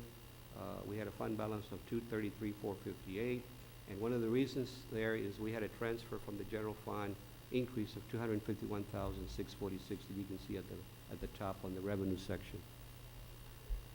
Community development, this is all federal money. It's revenues coming in, expenditures going out. Non-bonded debt, these are any lease purchase that we have. We have a fund balance at the end of 2011 of 11,600 plus. Debt service, this is the interest and sinking fund that the city must maintain in order for us to pay our debt, all the debt service requirements that are due twice a year, in February and in August. We had expenditures in debt service requirements of those amounts, and we ended the year with $2,804,000 in fund balances in the interest and sinking fund. Landfill tipping fee, I'm going to go as fast as I can here because I know we're pressed for trying, but the main thing here is the fund balances. Landfill tipping fee increase fund, we had at the end of the year, close to $1 million, $983,138. Airport, one of the areas that we want to point out there is the transfers from the general fund.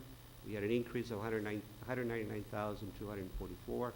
The transfer in 2011 was $2,893,340. The motor vehicle parking system fund, there was a decline in fund balance or in net assets. We had a change of $16,389. As you can see, revenues dropped $47,802. Public transit, our transit system, we had a loss of $2,948,815. That's expected. All transit systems in the U.S. operate on a deficit. We get 50% from the Federal Transportation Administration, so they contributed $1,474,000, and this is only for operations. We also had a grant from the state of $520,947, and then we have the local match from the general fund. Again, we have to match the local share with the monies that we do not get from the feds. As we move forward on the golf course, there was an increase in revenues of $128,057 and a decrease in expenditures. The analysis on the medical insurance, we normally want to keep this fund separate from other funds. We could easily have this in the general fund, but we always want to have this separate just to make sure to be certain how our claims are coming, our expenses, our revenues. We had a sharp drop between 2010 and 2011 of $83,138. We're hoping, obviously, that this fund will certainly increase as we move forward. Then later on, these are all ERA grants, and I'm going to go very rapidly. We have several of them. We have 115, we have Fund 150, 151, 152. All of these ERA grants are required that we must have separate funds for them. So that's what we've been doing, 154, 155, 156, 157, 158, 159. Then finally, we have the investments between 2010 and 2011. We had total in the investment pool of $57,456,310. We also invest for our other entities such as the BCIC, the PID, and the GBIC, and those are listed at the very bottom. Interest earnings for all the funds are listed here, and there's a comparison between 2010 and 2011. Obviously, there is a drop, and that's because our interest rates for investments are very, very low. And that concludes my presentation. If there's any questions, I'll be happy to answer. Move to acknowledge. Second. All those in favor say aye. Aye. Aye. Motion carries.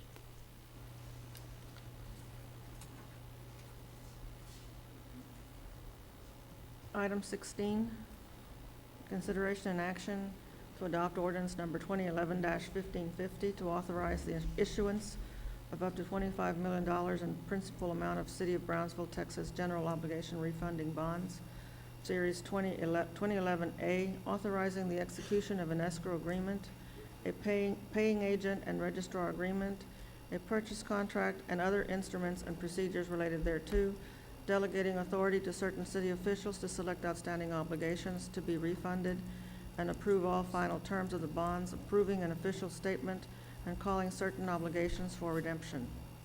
Honorable Mayor, members of the City Commission, sometime in September, we came to you to get authorization to refund some bonds because of the interest rates that we could possibly get quite a bit of savings. We started off real good in September, then the rates didn't fare well as we move along, but now we see a major change. So what we're doing here, we're restructuring some of our debt, and in order for us to generate some savings, based on the latest, if we can refund these bonds, hopefully as soon as possible, maybe by tomorrow, we're gonna be generating quite a bit of savings because, and the handout that was just given to you, if you look on page 3 of this handout, you'll see some of the refund, a series that, bonds that we're refunding, which are $18,215,000. And on page 4 in particular, and this particular, you cannot see very well, by the way, that's up here on the screen. If you look at 2017, the requirements jumped quite a bit, over 1.3 million. So if we look into the future, we'll see that between 2016 and 2017, our debt service payments were going to increase about 1.3 million. What this refunding is doing is that because we are refunding some of these bonds, we are generating a savings of 6.45% in savings. We are refunding our average bond that we're refunding is at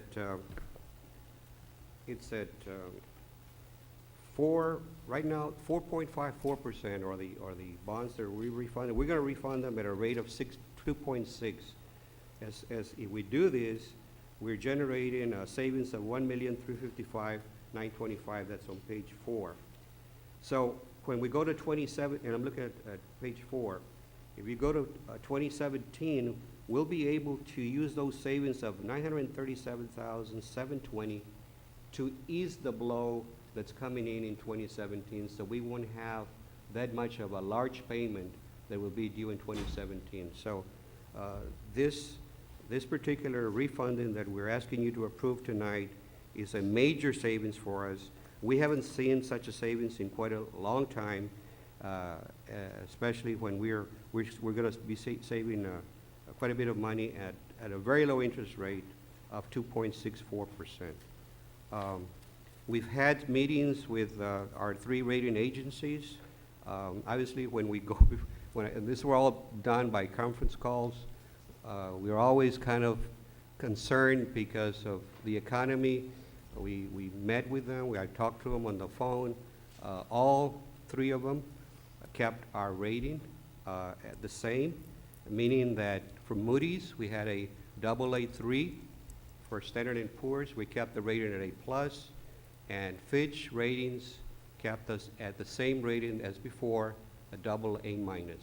So we were very pleased with those ratings, and obviously these good ratings actually equal a savings in our borrowing needs. We definitely recommend that you approve this tonight so that we can take care of this savings. If you have any questions, we have happy to. If there's any legal question, we have a gentleman from McCall, Parkes and Horton, or Noel Valdez, that will be able to answer any questions regarding these legal documents. Move to adopt and approve. Second. All those in favor say aye. Aye. Motion carries, Pete.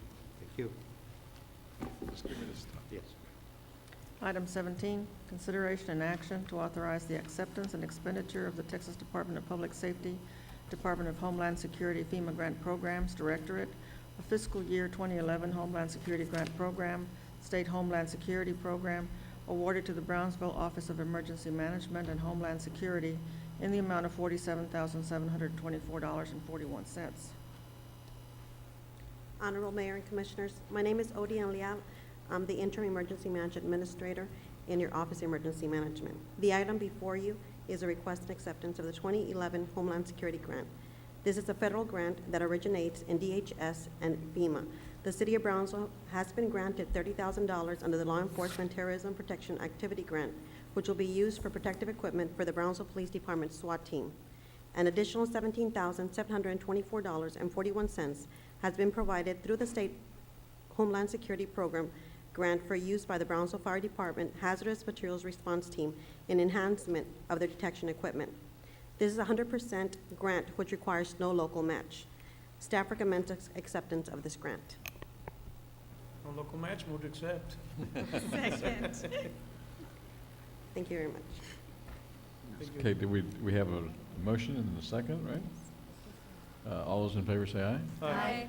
Okay, motion carries. And so can you tell us where Jeff Johnson is? Jeff had, him and his wife just had a baby on November the 28th. So I want the whole world to know. What's that, baby number what? Baby number 7, Sarah 7, Catherine. okay. Oh, my God. See, and who says that the city's not growing? Producing, all right. Wow.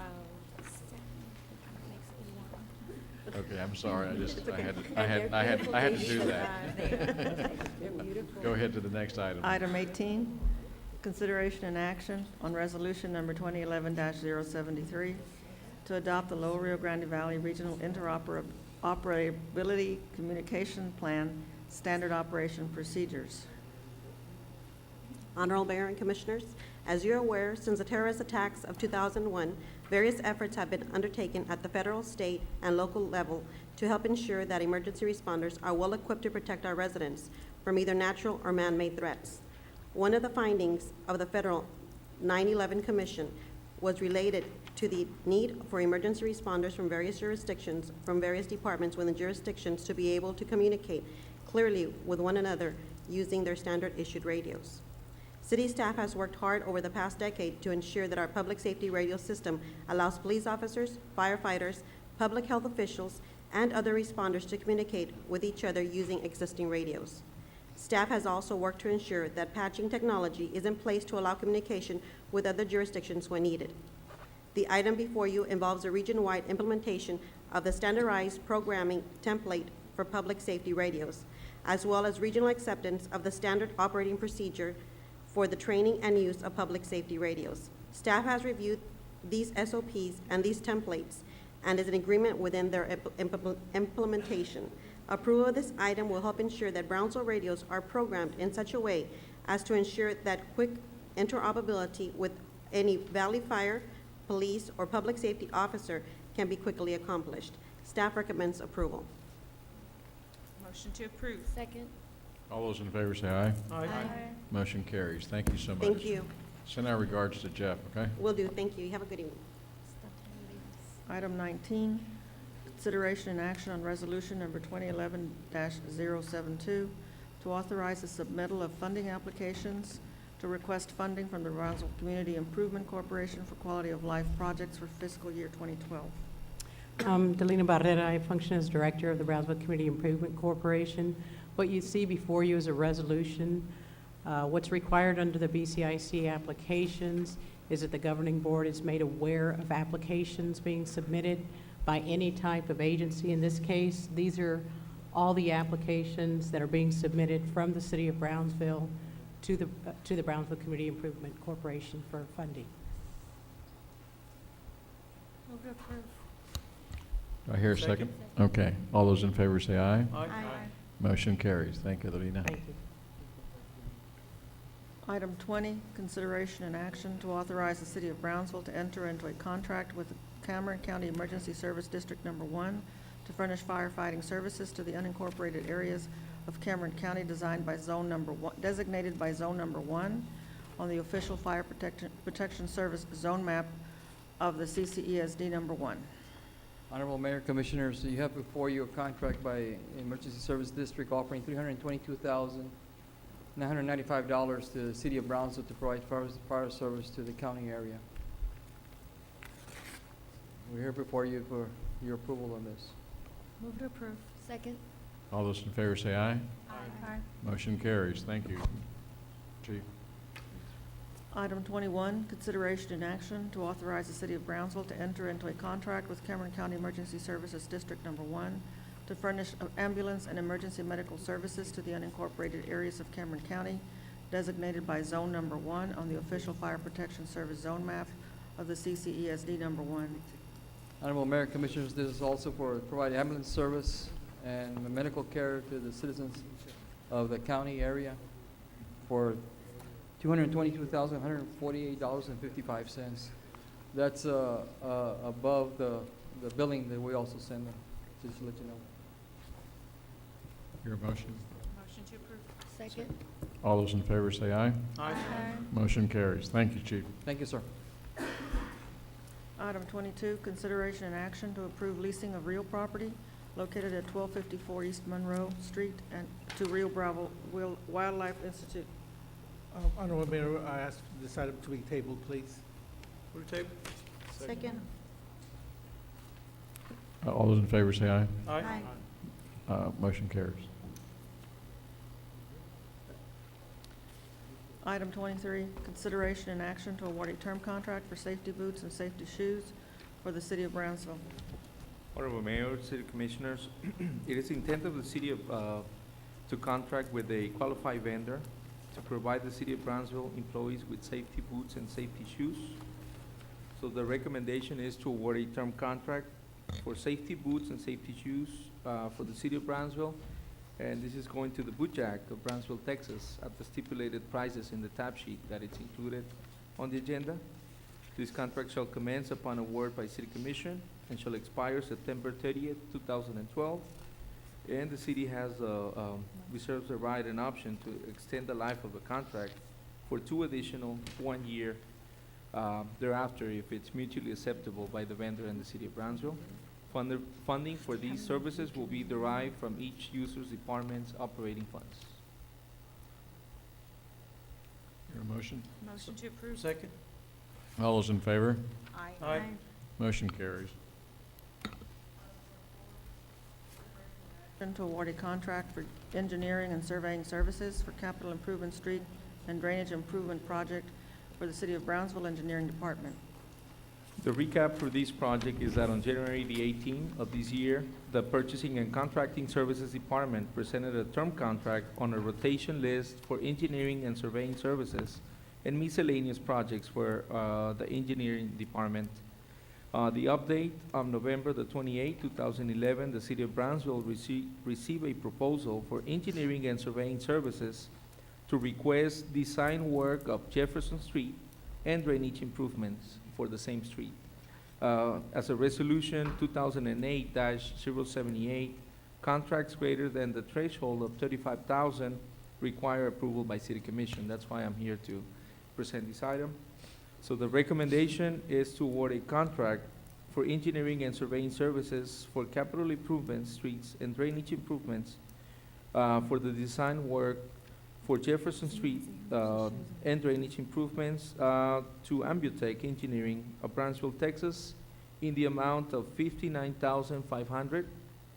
Funding for these Jefferson Street will be derived from the 2011 GO Bond Fund Account 86-8200-9839. The administration of the engineering department concurs with this recommendation. I'll be more than happy to address any questions. I'm sorry, did this go out for bids? It Or went for doesn't- SOQs. On the recap on top, it says that on January the 18th, 2011, I presented an agenda item on to award a contract on a rotation list. It happens that now is the turn, or where is it? Ambutech is the next on the rotation list. So because of the resolution that was presented, Resolution 2008-078, any items that are greater than 35,000 require City Commission approval. And that's the only reason why. But to answer your question, this procurement was presented at the beginning of the year. We're not awarding a contract to Ambutech to do the services. It's for the design for Jefferson Street.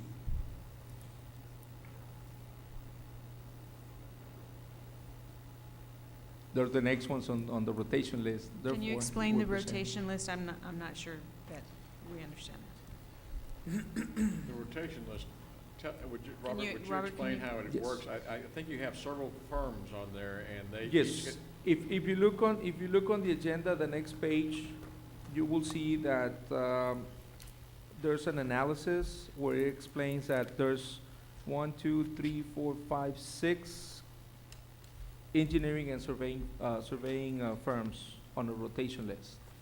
What I'm presenting tonight is an award to get the work to Ambutech for Jefferson Street. So next time it's somebody else? It's Is that somebody what you're else. saying? It has to be another firm, yes. Do you understand? I understand the rotation, but how does that benefit the city if I understand that it's going based on the ordinance that was in place. Is that correct? I'm sorry? The rotation is based on the ordinance that's in place. The rotation is based on the amount of work that is given to each engineering and surveying firms. If I'm not mistaken, at the beginning of the year, I presented another agenda with some other streets. Okay, it happens that now that we have more funding, we're allocating funds for Jefferson Street. We didn't have these funds available. That's why we didn't present this scope to Ambutech. So now that we have the money, now we're coming before you to present this next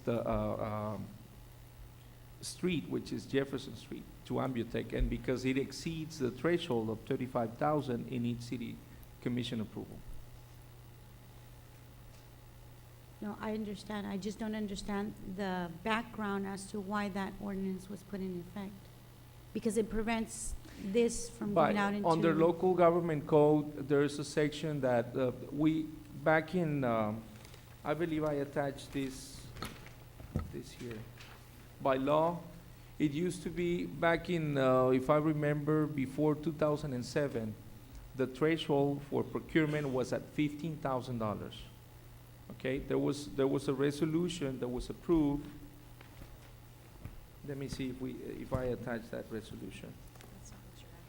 Well, Robert? no, I need the background on the resolution. That's what I'm not understanding. Why was that resolution passed? Because that's preventing these particular items to be sent out for bids. So do you understand what she's saying? She's asking, the rotation list exists, we get that, but why is there a rotation list? Why aren't these jobs going out for bid? And that's what she's asking. The $15,000 threshold is the authority that is given to me to authorize a work performance. The commission last year changed it to 35. This exceeds the $35,000 threshold. I don't know if that really pertains to this. The commission also passed a rotation list for engineering firms to do work for some of our streets. When we presented it, we identified the streets that these engineering firms would work on.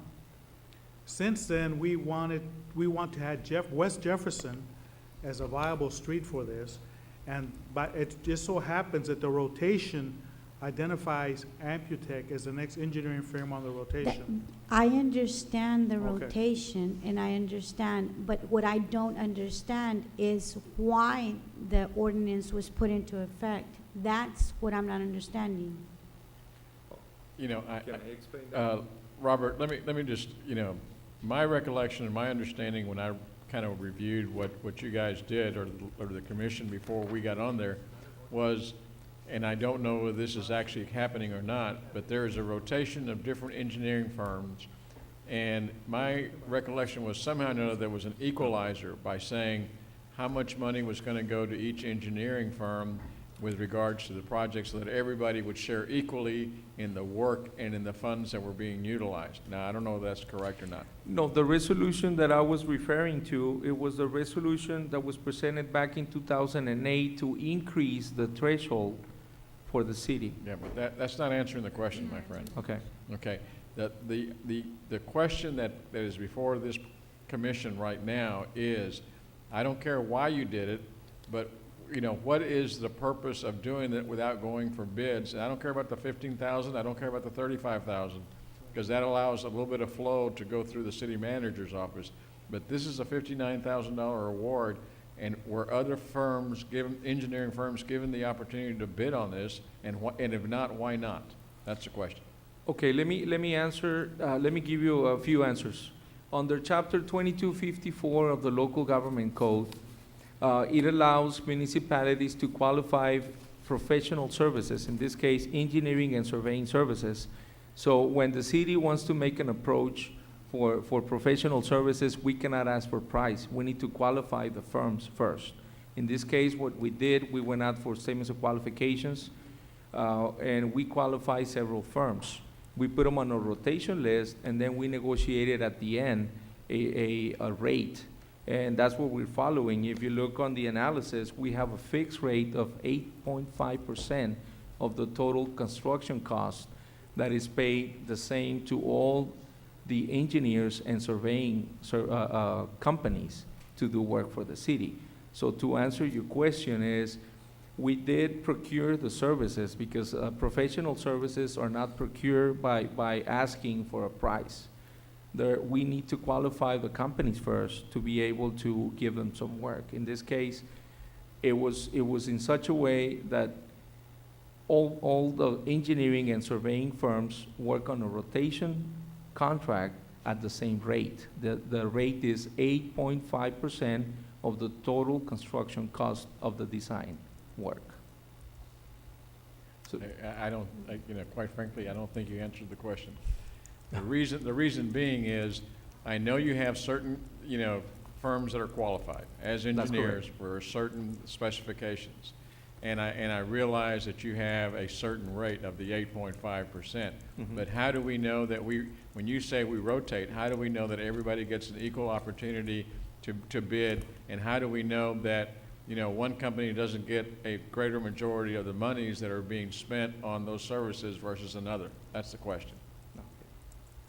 And is there any safeguards? And I think that's what Counselor over there is saying, is that she would like to know, she wants to have the reasoning behind why we're doing it the way we're doing it, and she has a full right to find out why. And I don't know that we're getting an explanation that we should. These are professional services. We understand that part. And what is occurring here is that all the other companies on the rotation are currently actively working on city projects, city streets, engineering city streets. And when we decided to get on this street, Amputech, which is on the rotation list, does not have a project. So they are next for the city to offer a project to. I'm gonna make a motion to table this because I personally need more information. I understand that they're next on the rotation. It's the background that's giving me the problem. That's fair enough. There's a motion. I don't think you're answering her question. Yeah, I you're guess, not. And I think we should, there's a motion to table. Do I hear a second? Second. Okay. If this motion passes, I would suggest that perhaps maybe you get together with the commissioners, whoever has a question about how it's going, have a full explanation so they can fully understand and come back to us January the 3rd. I'm going to ask for a vote for the motion to table. All those in favor say aye. Aye. Nay. Okay, you've got 4 ayes and 2 nays. The motion carries. It'll be tabled, and please place it on the agenda for January 3rd so that we don't stop any progress, okay? Okay. Robert, when was this project going to be started? If it were past the It cannot start unless we allow Ambutech to start with the design work.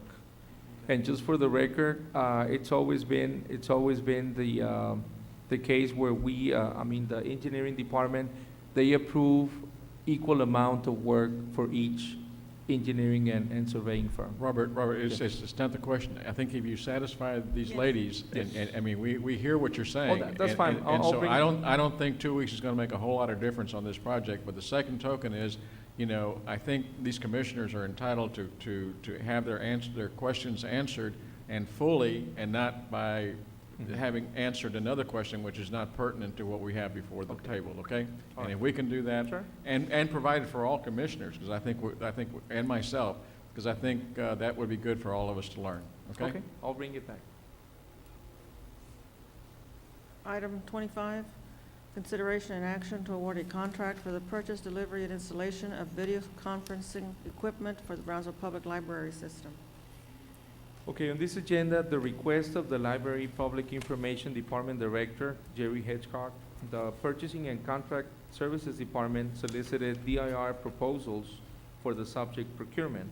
Under Section 791.025, under contracts of purchases, the Texas Government Code, the bidding requirement has been satisfied by the Texas Local Government Code under the Department of Information Resources, once again, the DIR department, an agency with whom the City of Brownsville has entered into a interlocal agreement. And the Section 791.025 is attached. The Public Library Department has worked together with Insight Networking representatives to develop technical system specifications for video conferencing requirements for the subject project. The project consists of the purchase, delivery, and installation of 10 video conferencing control stations at the Brownsville Public Main Library. The recommendation that I have is to award a contract for the purchase, delivery, and installation of video conference equipment for the Brownsville Public Library systems to Insight Network of Tempe, Arizona, in the amount of $74,988.90. This procurement reflects DIR contract pricing. Funding is available for this procurement through a grant received from the Texas State Library and Archives Commission. The administration of the Public Library Department concurs with this recommendation. Do I hear a And there's motion? no local match for this grant, so it's 100%. Yeah, okay, no money coming out of our pocket, guys. Motion to Move to approve. Okay, Second. all those in favor say aye. Aye. Motion carries. Item 26, consideration and action to award a contract for renewal of maintenance and software support for the Brownsville Municipal Court. At the request of the Municipal Court Administrator, Marina Solesi, the Purchasing and Contracting Services Department receive a quote from Tyler Technologies for the court management software under the general provisions of Local Government Code, Section 252.022, under captive replacement, parts, or components of the equipment. This proposal is exempt from competitive bidding. The recommendation is to award a contract for the maintenance renewal of court case management software for the Brownsville Municipal Court to Tyler Technologies of Dallas, Texas, for a total price of $39,225.21. Funding for this procurement will be derived from the Court Technology Fund Account 0134183. The administration of the Municipal Court Department concurs with this recommendation. It's just a continuation renewal of the maintenance to their software. Motion to approve. Second. All those in favor say aye. Aye. Motion carries. It's your turn, Commissioner. Merry Christmas. We'll do it Thank again. you. Okay, I assume everybody agrees. Motion carries.